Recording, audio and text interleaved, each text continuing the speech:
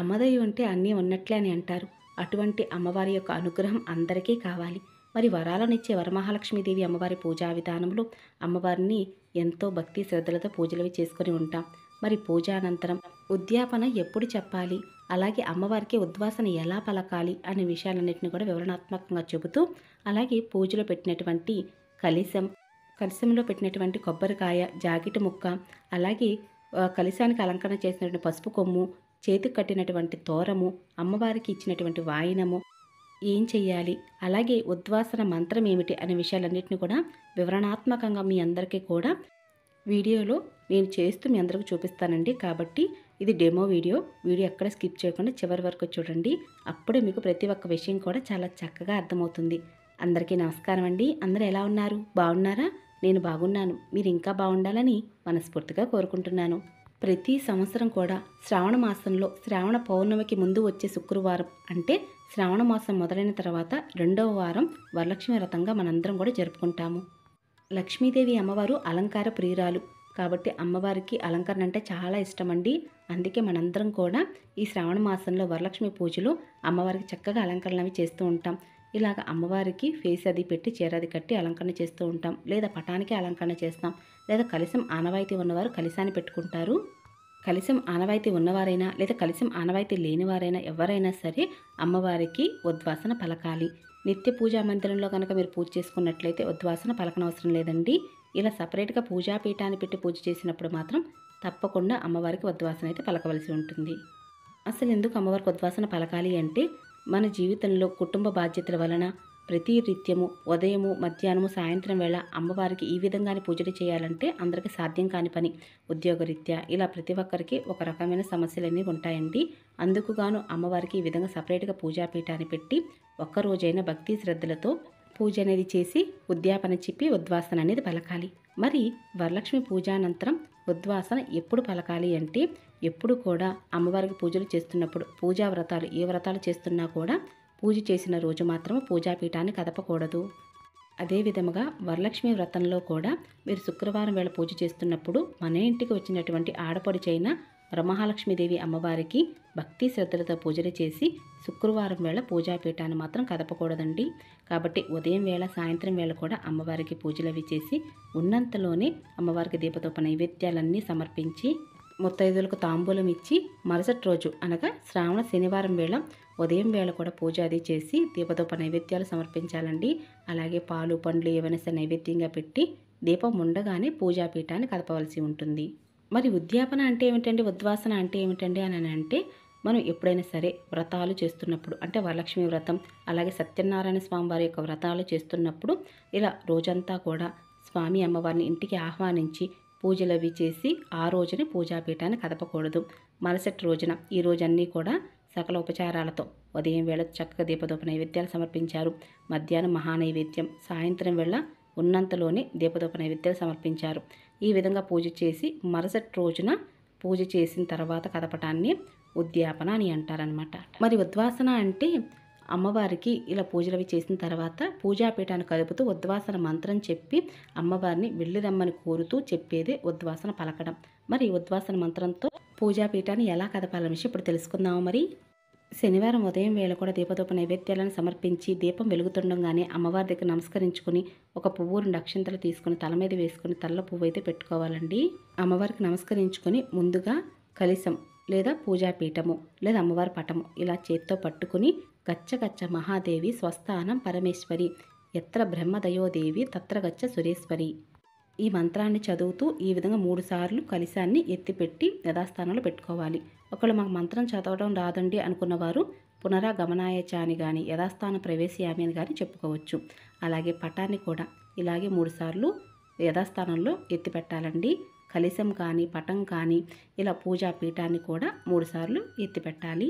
ఇక ఆ తర్వాత దీపం గగనమైన తర్వాత మధ్యాహ్నం 12 గంటల్లోపు పూజాపీఠాన్ని కదిపి అంతా తీయవలసి ఉంటుందండి. అమ్మవారికి పెట్టేటువంటి ప్రసాదాలన్నీ కూడా మీరే తీసుకోవాలి. అలాగే అమ్మవారికి ఇచ్చినటువంటి ఈ వాయనం ఏదైతే ఉందో ఈ వాయనాన్ని మీరే తీసుకోవాలండి, ఎవ్వరికి ఇవ్వకూడదనమాట. చాలామంది సందేహం, ఎవరికైనా ముత్తైదుకి ఇవ్వాలా అని లేదా గుళ్ళో ఇవ్వాలా అని. అలా ఏమీ లేదండి, మీరే తీసుకోవాలి. ఇక పువ్వులన్నీ కూడా ఒక బ్యాగ్లో పెట్టేసుకోవాలండి. పెట్టుకున్న తర్వాత పారే నదిలో, బావిలో, పచ్చని చెట్టు మొదలైన వేయవచ్చు. లేదంటే అవన్నీ కూడా కొంచెం మురిగేదాకా, అంటే ఒక ఎరువులాగా తయారయ్యేదాకా పువ్వులన్నీ కూడా ఉంచి మళ్ళీ పచ్చని చెట్టు మొదల్లోనే ఒక ఎరువుగా వేసుకోవచ్చండి. ఇలానూ చేయవచ్చు. ఇంకా ముఖ్యంగా అమ్మవారికి ఇచ్చినటువంటి తాంబూలం, ఈ తాంబూలాన్ని కూడా మీరే తీసుకోవాలండి. అలాగే దక్షిణ సమేతంగా పెట్టినటువంటి డబ్బులు ఏమైనా ఉన్నాయంటే వాటిని మీరు ఎప్పుడైనా గుడికి వెళ్ళినప్పుడు గుడికి హుండీలో అయితే వేసేయవలసి ఉంటుంది. ఇలా ప్రతి ఒక్కటి మాకు చెప్పాలా అంటే ఇప్పుడే కొత్తగా పూజలు స్టార్ట్ చేసిన వాళ్ళైనా, లేదా ఈ సంవత్సరం కొత్తగా పెళ్ళైన వాళ్ళు ఎవరైనా పూజ చేసుకుంటున్నప్పుడు వారికి చాలా సందేహాలు అయితే వస్తూ ఉంటాయండి. అటువంటి సందేహాలన్నీ కూడా ఎవరు చెప్తారు, మరి ఇటువంటి వీడియోస్ వల్ల చెప్పడం వల్ల వారందరూ కూడా ఉపయోగపడుతుంది. ఇంకా మీరు ఇక్కడ చూస్తున్నారు కదండి, పసుపు గణపతి. మనం ఇలా పూజా వ్రతాలు చేస్తున్నప్పుడు పసుపు గణపతిని పూజలో పెట్టుకుంటూ ఉంటాం. మరి ఆ గణపతిని ఏం చేయాలి అంటే పసుపు గణపతిని నీళ్ళల్లో కలిపేయవచ్చండి. ఆ నీళ్ళని పచ్చని చెట్టు మొదల్లో వేయాలి. అంతేగాని మీరు తులసి కోట వద్ద మాత్రం పెట్టకూడదండి. ఇంకా కలశం పెట్టిన వారు మాత్రం కలశం ఆనవాయితీతో కలశాన్ని పెడుతుంటారు కదా, ఆ కలశాన్ని కూడా పక్కకు తీసేసి కలశం కింద ఉన్నటువంటి ఆ బియ్యం ఏదైతే ఉన్నాయో ఆ బియ్యాన్ని మీరు నాన్ వెజ్ అది వండుకున్నప్పుడు రైస్గా వండుకోవచ్చు, లేదా పరమాన్నంగా వండుకొని మీరు అలాగే ఇంటి చుట్టుపక్కల వాళ్ళందరికీ కూడా ప్రసాదంగా పెట్టవచ్చు. అంతేగాని చాలామంది కూడా అనుకుంటుంటారు ఈ బియ్యాన్ని పారే నీళ్ళల్లో వేసేయాలని. అలా ఏమీ లేదండి. తినే పదార్థాన్ని ఎప్పుడు కూడా వేస్ట్ చేయకూడదు. ఇంకా అలాగే అమ్మవారికి అలంకరణ చేసినటువంటి పువ్వులన్నీ కూడా మీరే తీసుకోండి. అలాగే కలశం మీద పెట్టినప్పుడు జాకెట్ మొక్కకి గాజులు కూడా అలంకరణ చేస్తామండి. ఆ గాజులు కూడా మీరే తీసుకోవాలి. అలాగే జాకెట్ మొక్క కూడా మీరే కుట్టించుకోవాలి.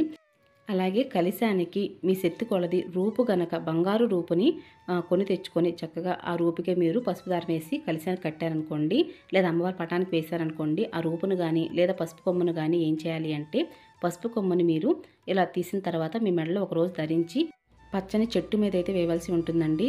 లేదా మీరు బంగారు రూపు కనుక కలశానికి అలంకరణ చేస్తే ఆ బంగారు రూపు కూడా ఒక రోజంతా కూడా మీ మెడలో ఆ పసుపు దారంతో ధరించి ఆ తర్వాత పసుపు కొమ్మని తీసి మీ తాళిలో కానీ లేదా బంగారం భద్రపరచుకునే ప్రదేశంలో కానీ పెట్టవచ్చు. ఇలా చేయడం చాలా అంటే చాలా మంచిదండి. ఇంకా జాకెట్ మొక్క పసుపు కొమ్మ ఏం చేయాలో చెప్పాను కదా. ఇక ఇప్పుడు కలశం పైనటువంటి కొబ్బరికాయను కూడా మీరే ప్రసాదంగా చేసుకుని తినవలసి ఉంటుంది.